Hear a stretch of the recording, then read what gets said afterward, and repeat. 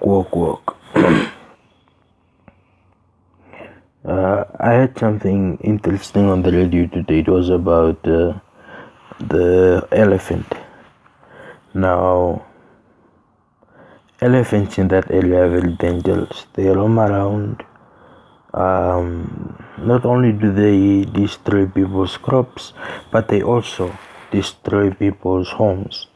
Imagine he told me that there was an old lady who lost her house because the elephant tore it apart. The idea I had was we have so many elephants. There's an animal poaching crisis, and we want to attract tourists, right? And we have these animals that haven't been value added, as in there hasn't been land allocated to them, that this is where they are.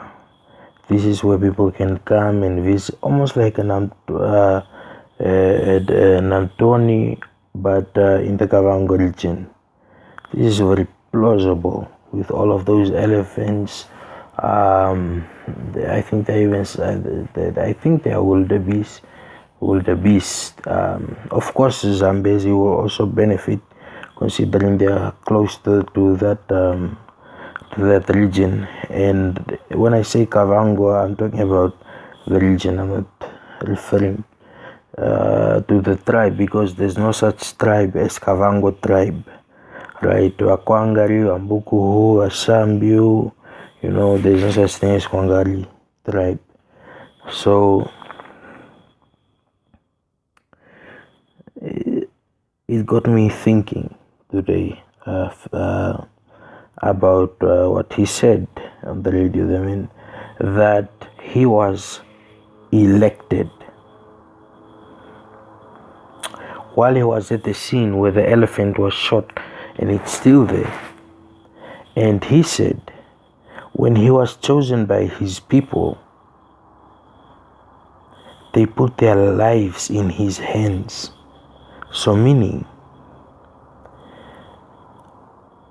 people's lives, right, as unimportant as these people might seem to some, they are still people's lives are more precious than the elephant at this moment, are more precious than any lion that goes astray and needs to be put down. And it is it's painful to see people being so neglected, that this problem has been known for so long. And the minister said the one thing that was very important, and I mean the councillor of the Kavango region, I noted it and it was very important. He said, us Kavangos. Now he was talking about the Kavango tribes, even though Kavangos aren't tribes. Yeah. So what he was saying was, he's not hired, he's elected, right? He's not hired, he is elected. And thus, when you are elected, you stand at the front lines of the people who have elected you. There are people that get hired. We all know this. You remember the Zuma scandal of ministers being replaced? That was clear-cut evidence that in SADC, it might appear from people looking in from the outside, right? It might seem to them that it's not intimidation or threats or whatever, but what it does mean ultimately,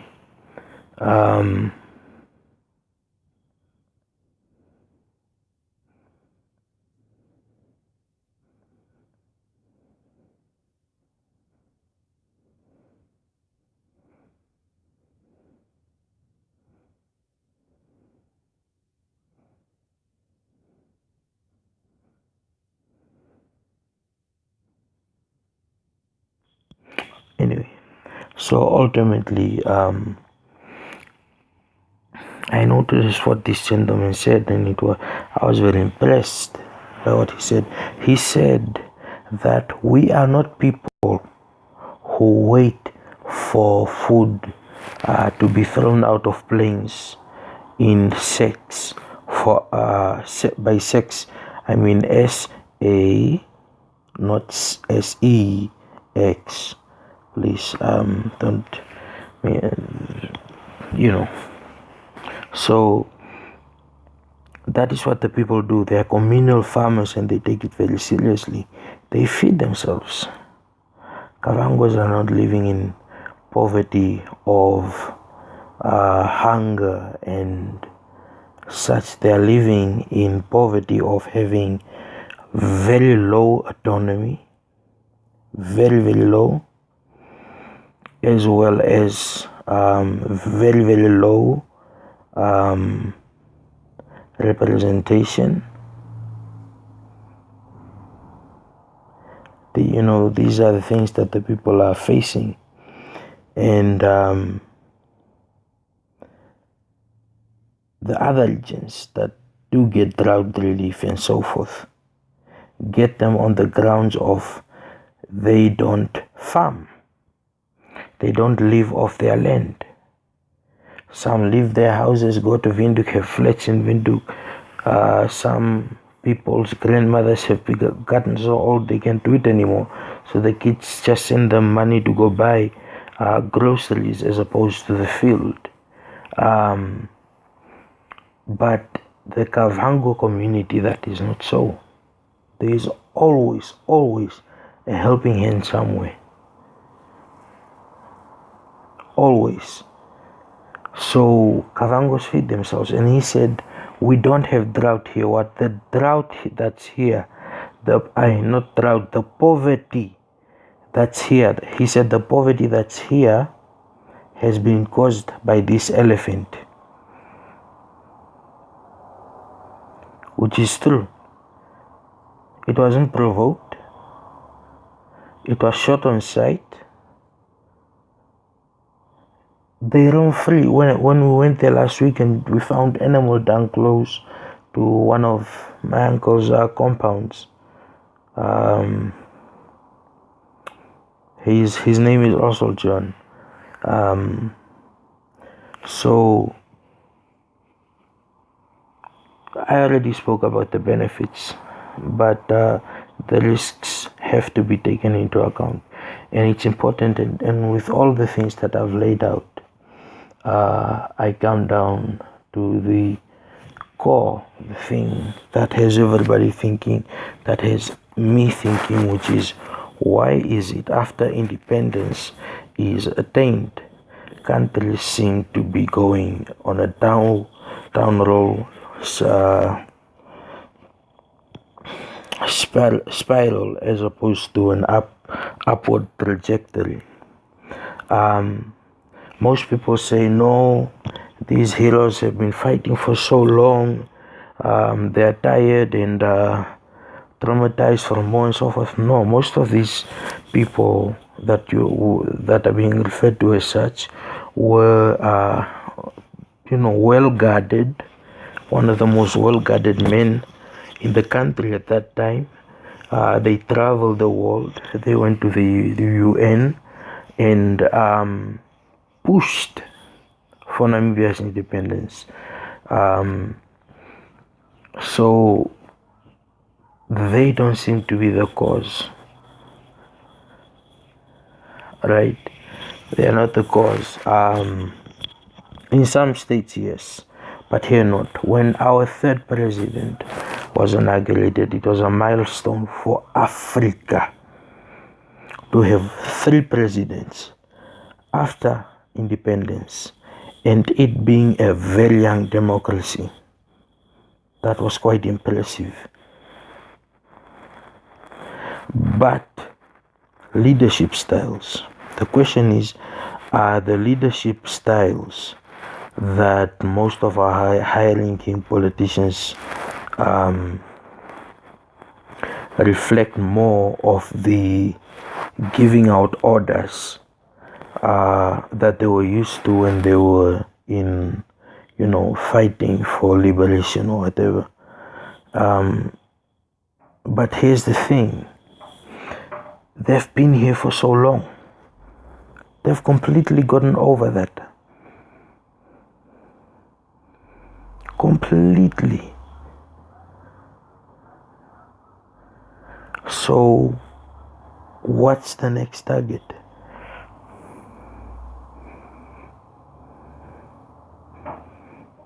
It's a very simple question, but the response has to be socially adaptable.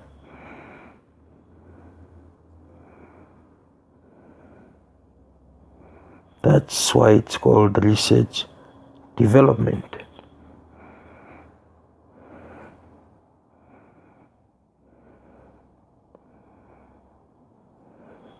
And let me tell you something.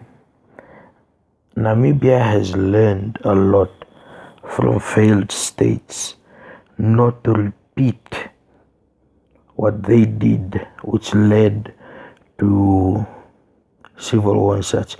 That's why the AR movement became so heated.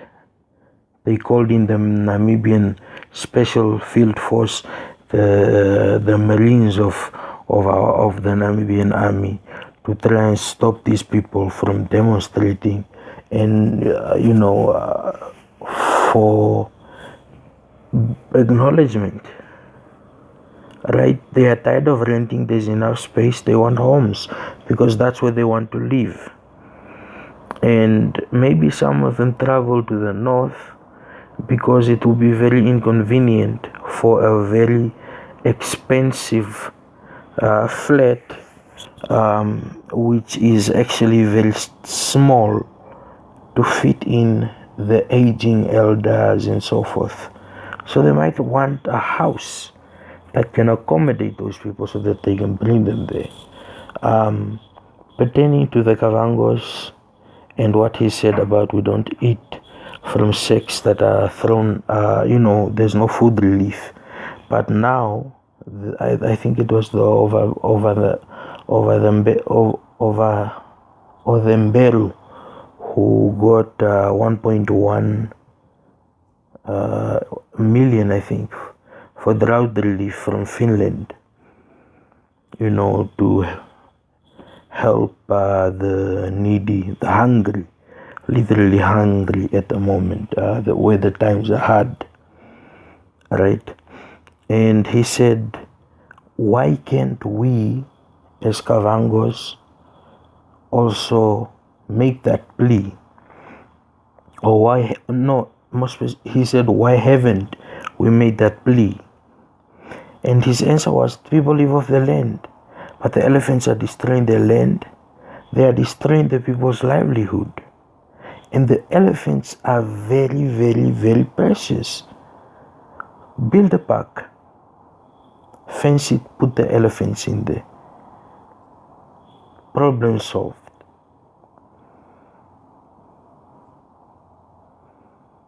Right, so back to leaders and how people in awe about the transition. First, I want to repeat it again. Leaders are elected, not hired. This is the people's choice. The people said stay. The people said remain. The people said you help us. It was troubling, but the people have spoken. I'm not coming out of anywhere and saying what. I'm just saying that the right people have spoken, and I have decided to listen to the right people, which is what I think is missing in African politics. President Hage Geingob has consultants, a lot of consultants. This is, the kings had consultants, a lot of consultants. Churches were their consultants, but are the consultants there to provide a service, or are they there because of their salary? Right? There's nothing wrong in asking these questions, but insulting and saying, yeah, that A team, yeah, they are useless, and that's complete negative criticism. It solves nothing. It's blabber and it's illiterate. I know I said I'll go into rehab of not saying illiterate to people again. I'll try. But this case opened up my eyes to a lot of things that happened, how history is connected. So now we have our president, he has his counselors. They consult him, but we don't know their true intentions. But we cannot be paranoid. The trust nobody thing. It's better to trust everybody so that you can expose the traitors. That's what I think. Right? So the next president will likely be the current president if things go the same way. If he uses the same campaigning strategy, not the same as in the same, but I'm talking about one most don't know about, then the elders will definitely be able to keep him in for another 4 years.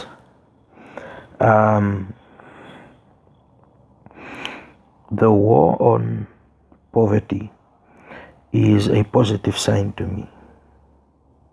But it's also a vexing set of words. War on poverty. That means destroy war, completely crush.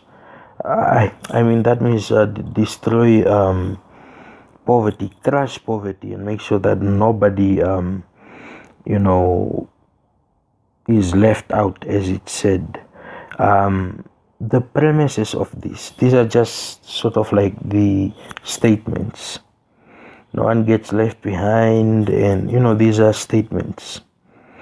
But coming to the ground, coming to implementation, what has happened is there was a change in the constitution. People weren't happy. The appointees, it's almost like parliament is overstuffed at the moment, right? So how then do you sort of use a magnifying glass and see these leaders excuse me, these leaders character?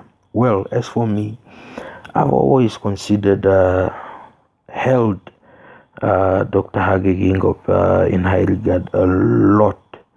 When I was a kid, NBC News, that was our prime minister.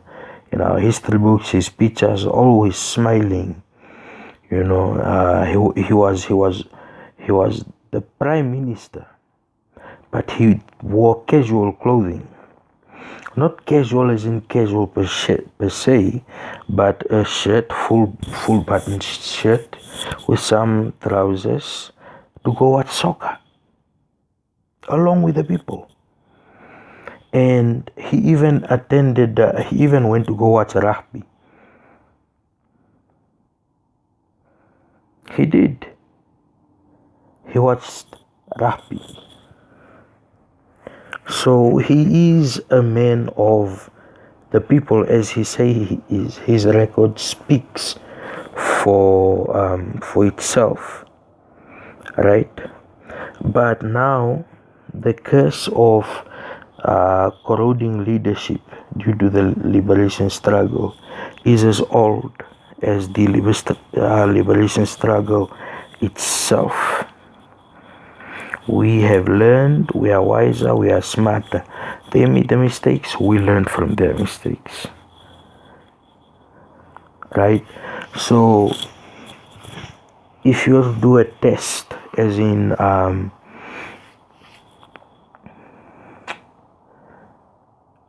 sort of do a litmus test on leadership in this country, what do you expect to uncover?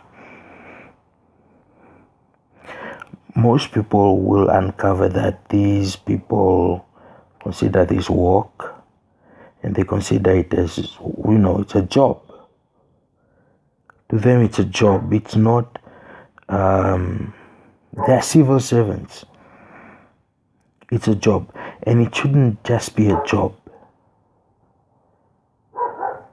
It should be a vision. It should be an agenda.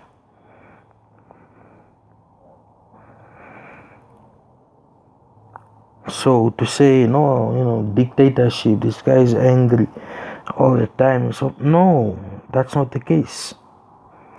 The problem is we're not planning ahead.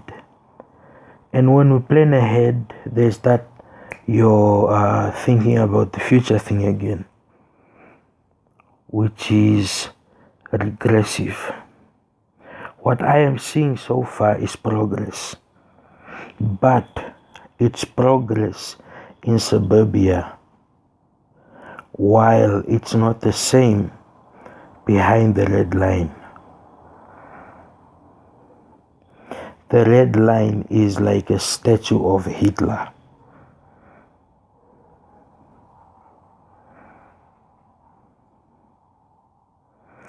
I think there should be a pause where there are animal checkups done, so that civilians can travel through freely, and as well as the border causing people so much damage, foot and mouth disease for their animals because of that open border, and the cattle being exposed to wild, untamed cattle, and it's the people that suffer.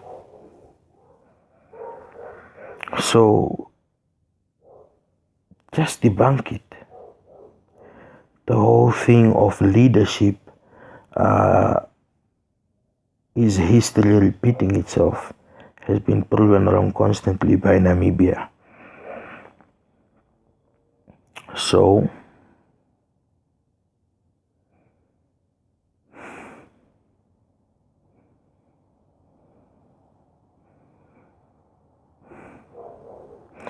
let us help also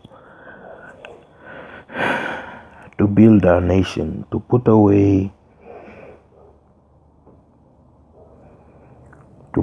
all personal vendettas and help each other. Where we're wrong, where we're right, we should help each other. The lady that got put it out of air, her influence was not needed. It was going to corrode everything. And I didn't choose it. Like that guy said, I was elected. So if there is a bad apple, remove it before all the other apples become rotten. And that's exactly why I decided that one should not be affiliated to AR in any fashion whatsoever.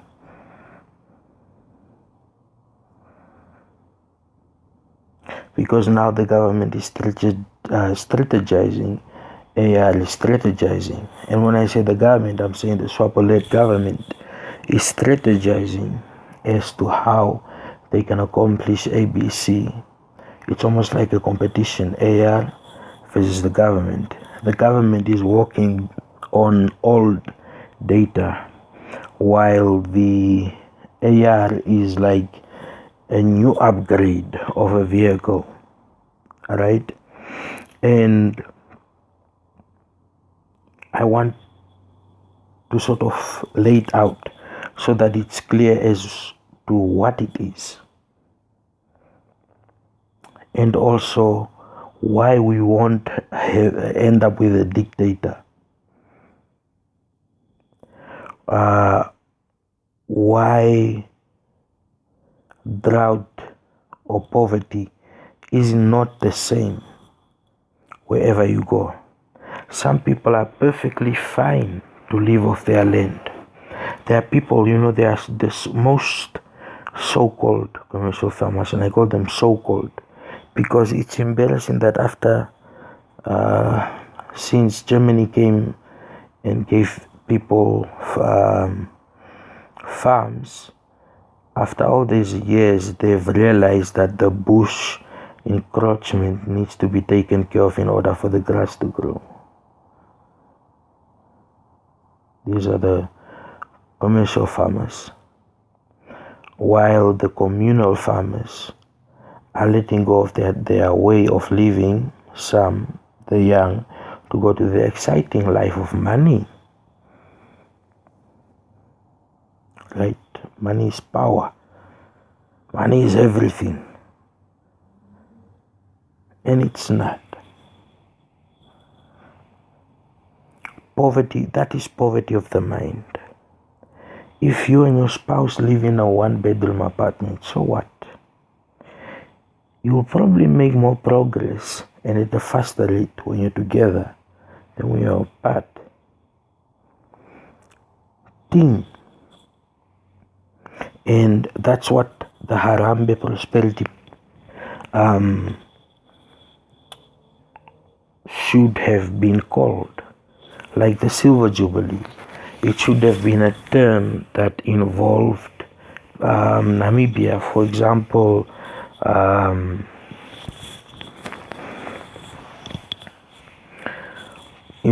For example,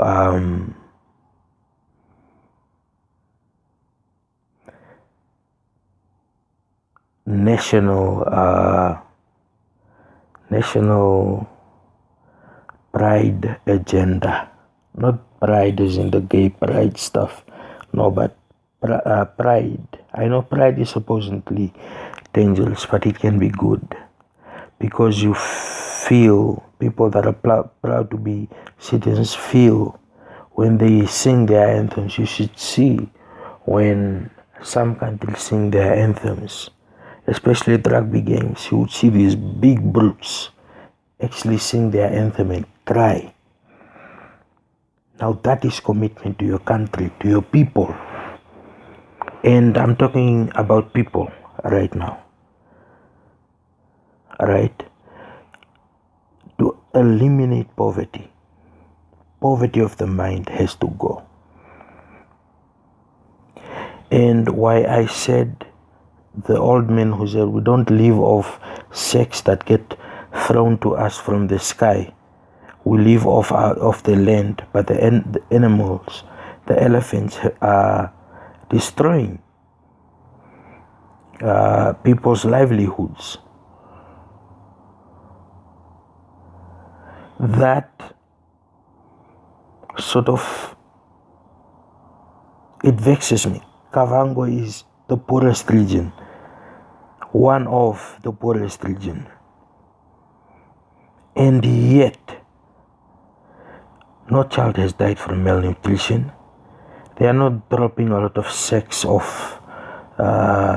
maize meal because there is serious hunger crisis. That doesn't happen. So, like I said in all those previous talks about redefining what poverty is.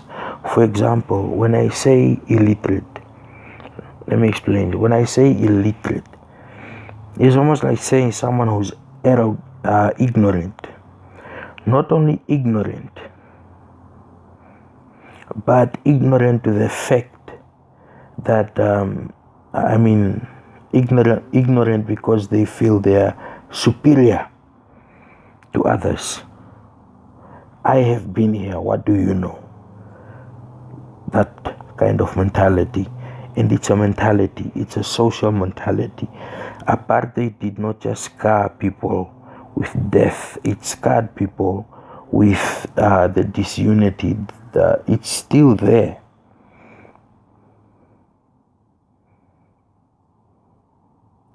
And the sad part is the South Africans, the white South Africans, they were just citizens. They were not all, you can't implicate all of them, because when you go against the apartheid laws, you're breaking the law. That was the law of the land at that time. So yes, I feel sorry for those ones who are too young to not understand that some of the people that might seem to attack them although it's been cooling down, I don't know why.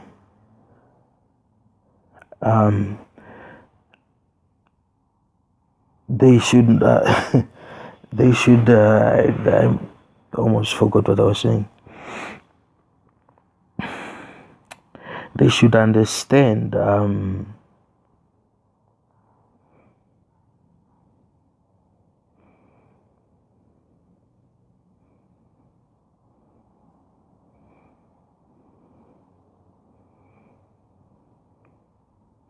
Gotcha. You thought I was listening to something through my headphones.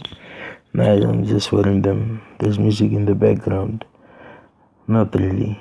I just, it records better the voice. Back to more important things. Classifying poverty differently and the mental slavery is very important.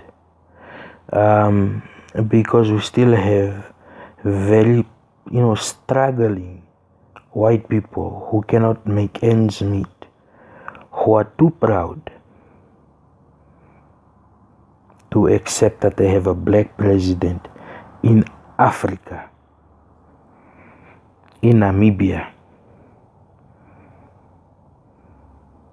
They don't. Some were indoctrinated to the point that these kids grow up into bitter old men who shoot a cattle herder, throw him in some sort of ditch and hope nobody finds out. And then, this is what most don't know, tries to bribe the families. How much do you need? And these are one of the things that happen on farms. When someone dies, they say, we are very sorry, we'll take care of the funeral arrangements, we will compensate you for the loss and so forth, while it's murder.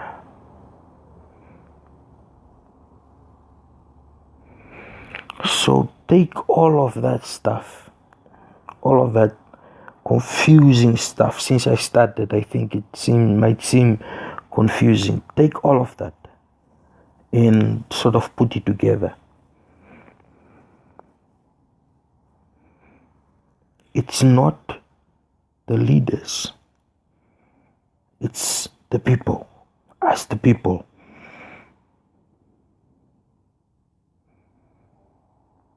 And Team Namibia could have been the brand as opposed to Harambee that belongs to Kenya,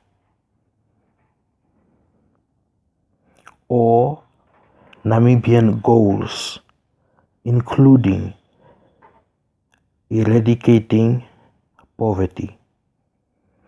Now, poverty that is being targeted is the poverty of hand to mouth, of give me something to eat, of people begging for food.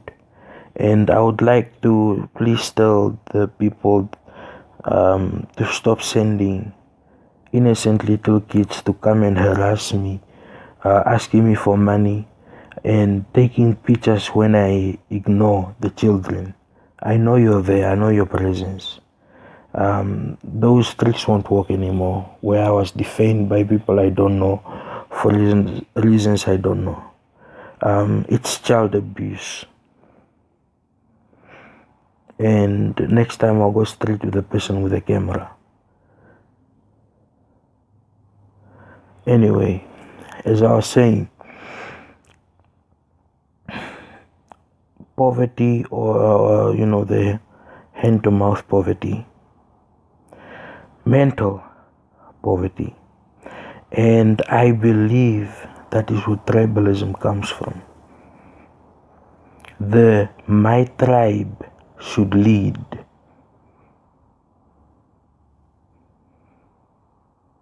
Or now my tribe is leading, we're in charge. That is very wrong. That's the mindset that people have. And it's prevented me from engaging in a lot of things that I would have done. Because I'm not a Damara, and I'm seen as trying to somehow temper with Hage's presidency or make a mess of it or whatever. While I said he was my candidate from day one. And I haven't changed that. I wasn't rooting for him just because I'm a fan or I like him or something. No, it's because he had the experience. He went through the humiliation. He came back. He rose. And now he has risen again to the highest office. So he is more than qualified. But we need to start taking him seriously. When the president puts out a mandate, it should be followed. And we should respect that the presidency is the professional aspect of life. After that, there is still life. There is personal life. Life like everybody else. I'm not saying it's just a job. No, people vote for presidents. They vote for governors. Right? So I'm not saying no, no. What I'm saying is let's try to engage and not just fight based on the past. I keep singing the same song, past is past, past is past. This is the Hage administration, this is the Hage administration. But people keep looking at blunders from yesteryear when he was sometimes when he was working for the UN outside the country. And then when he was just the Minister of Trade. So the respect that maybe, just maybe, there is wisdom that he has that's worth sharing. And I welcome that wisdom. And as we are to help our president lead us properly,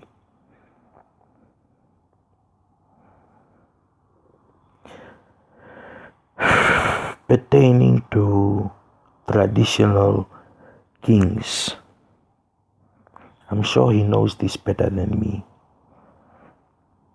But pertaining to them, what should be respected is their lineage, right? As well as their advisory positions.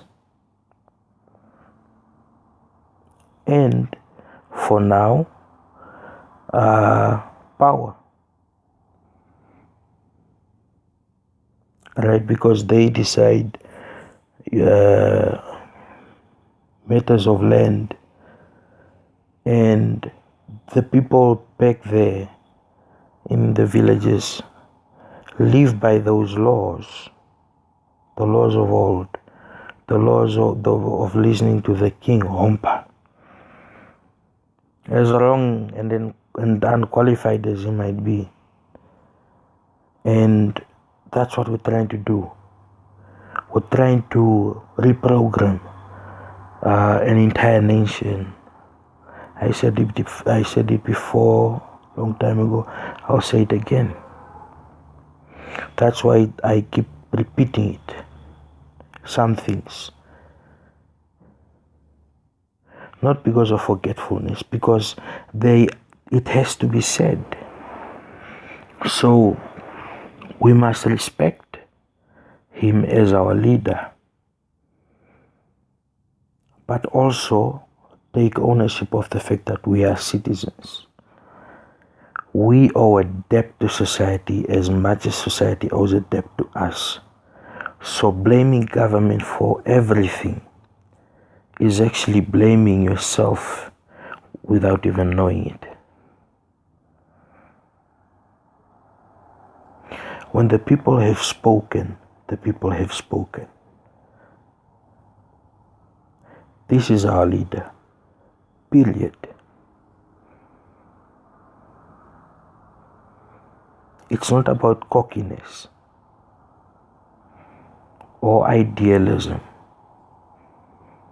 It's the way things are, and it's going to make things run smoother. For example, like I said, with the traditional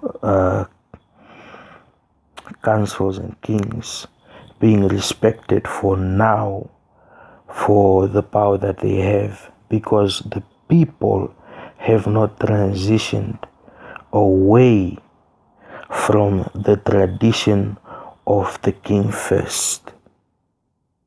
The president is sort of considered that man from very far away who we see on TV, who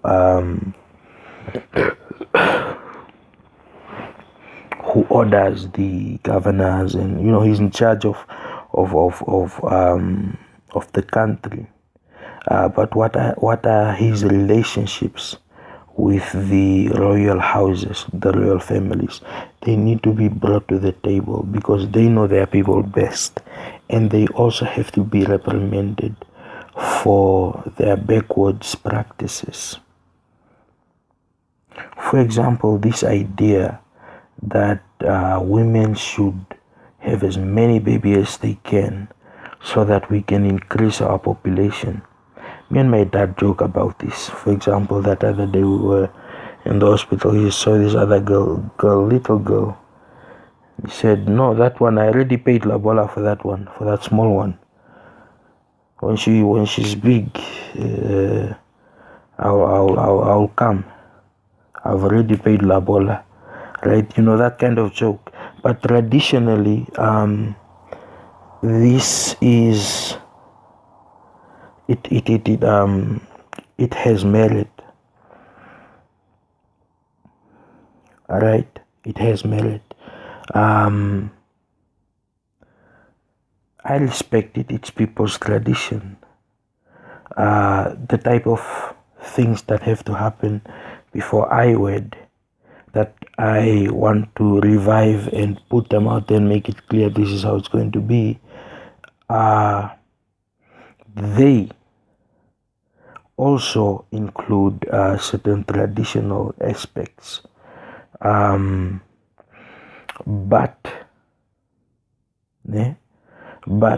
the church is also involved, right? So there you have three pieces on the chessboards. Very powerful allies.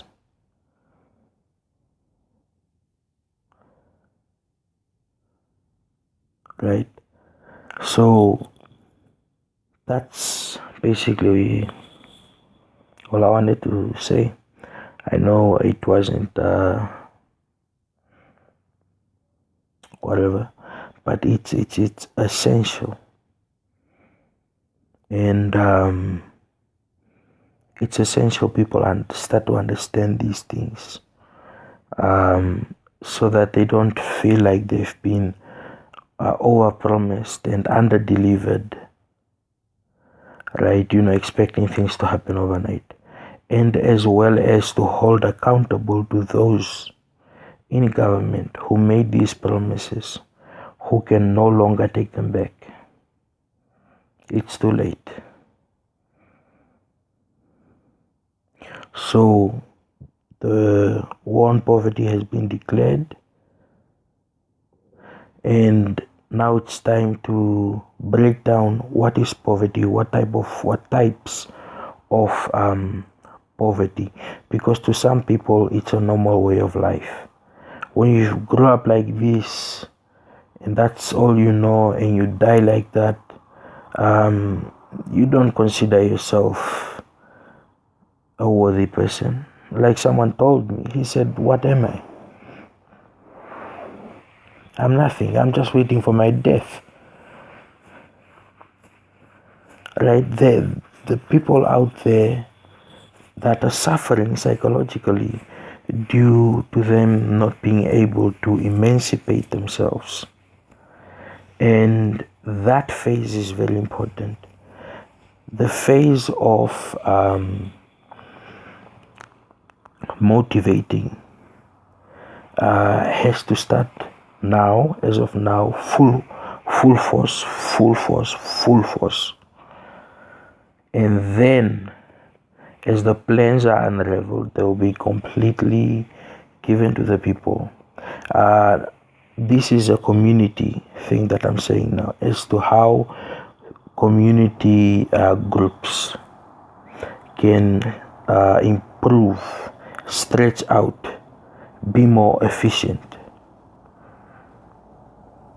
without necessarily always depending on government until they finally have to, as well as gathering information from them pertaining poverty, of course. So it's very doable.